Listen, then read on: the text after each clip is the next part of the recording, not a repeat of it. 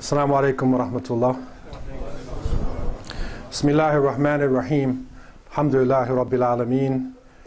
Wa ashhadu an la ilaha illallah waliyya salihin. Wa ashhadu anna Muhammadan abduhu wa rasuluh khatam al-anbiya'i wa mursaleen. Allahumma salli wa sallam ala abdika wa rasulika Muhammad wa ala alihi wa ashabihi wa man da'a bi da'watihi wa istanna bi sunnati ila yawmiddin wa sallam tasliman kathira. Amma ba'd.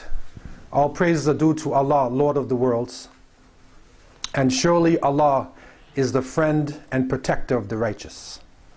And I bear witness that Allah is one and has no partners, and that Muhammad, the son of Abdullah, is his servant and his last messenger. And may Allah always and constantly send peace and blessings to Muhammad, to his family, to his companions, to all those who call to his way and establish his sunnah to the day of judgment. As to what follows, I begin with the greeting words of the righteous. Assalamu alaikum wa rahmatullahi wa barakatuh. I begin by cautioning myself and you to have taqwa, that we should have the consciousness of Allah, al-khawf wal-raja. We should fear Allah and hope in the mercy of Allah. And I pray that Allah would bless you and me and this ummah in this very critical time that we are going through today. At this time of the year, especially on this occasion, those who follow the solar calendar are thinking about time. They think about what happened in the future, and they think about what happened in the past, and they project toward the future. For the Muslims, we are also at the beginning of a new Islamic year. And so time is of concern to many of the people now, and they express it in their words. They make intentions. They look toward the future. And it has always been the way of the Muslims to seek refuge in the words of Allah Azza wa Jal. That especially at critical moments and at this point in our ummah's history, where we are feeling under extreme pressure, we are feeling that we are being misunderstood, and a sense of frustration with so much wealth in the ummah, with so many young people, with intellectuals, with books at our hands. The great scholars in the past would have to travel kilometers to get one hadith. And now we can put all the books of these Sahih collections and tafsir and history, we put it on a chip and we put it in our pocket. So it is not about knowledge, it's not about information, it's not about wealth. We have some of the richest people on the face of the planet Earth. It's not about numbers. We're 1.6 billion Muslims all over the planet. Every country that I go to, you will find masjids now filled with believers. You will find more and more people, even in the European countries, in America, accepting Islam. Numbers growing to major extent. So it's not about numbers. It is a great potential that we have. But with that potential, there is a frustration. Because with the rich people that we have, the largest buildings on earth, some of the biggest structures and airports, with that we have some of the poorest people.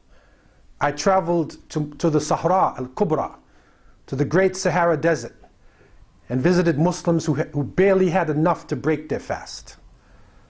The same ummah, the same kalima. And so a contradiction comes in here. A contradiction. Wealth and poverty. With the great numbers we have and the great potential, we still feel humiliation, we feel frustration. And we want that Islam would be respected by people and would be given its place in the world. And so a feeling of frustration also comes in. The scholars, having scholars speaking many different languages, having a history of scholarship, but at the same time, in many cases, you find the scholars instead of dealing with new inventions and new direction for the world, they argue with each other about minor points.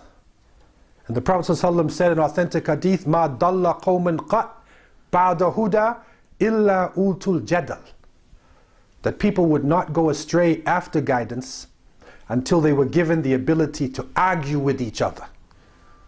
And so a contradiction is there. And so at this critical point in history, we seek refuge with Allah Azza wa Jal at a time-based period. We're thinking about time. What could Allah have said about time? What could Allah Azza wa Jal have said about the condition of Muslims today? We see in Surah Al-Hashr, Allah Azza wa Jal has revealed to us, "A'udhu billahi minash shaitanir rajim.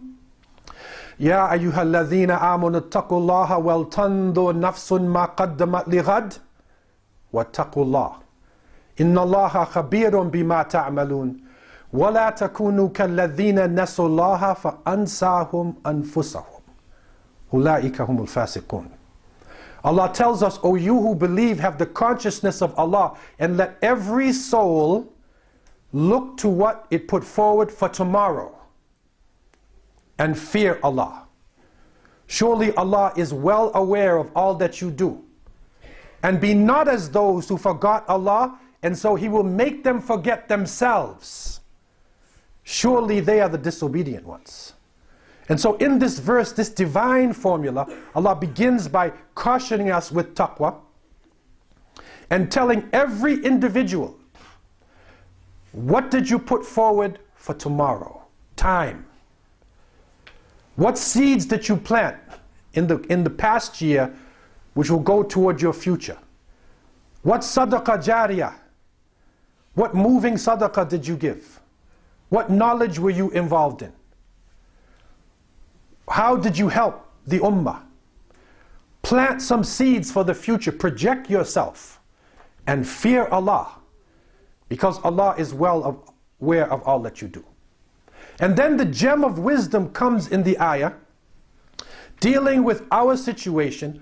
وَلَا تَكُونُوا كَالَّذِينَ نَسُوا اللَّهَ فَأَنْسَاهُمْ أَنفُسَهُمْ.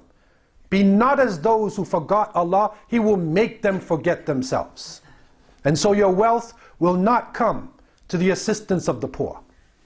Your armies will not come to liberate the oppressed. Your scholars will waste their time arguing with each other on furu', on minor issues. So the contradiction comes. Forgetting Allah, we will forget literally the qualities we have which made us the best ummah ever raised for humanity. And so an internal change has to come about. We have to look into ourselves. We have to change the template of our Islam. We do things in a certain way culturally. We do things because we inherited from our parents. But now it is the point where our Islam needs to be relevant to the world today, on the ground, dealing with our issues, because we are surrounded now. We are surrounded. We are demonized. They are accusing us of things that we have not done.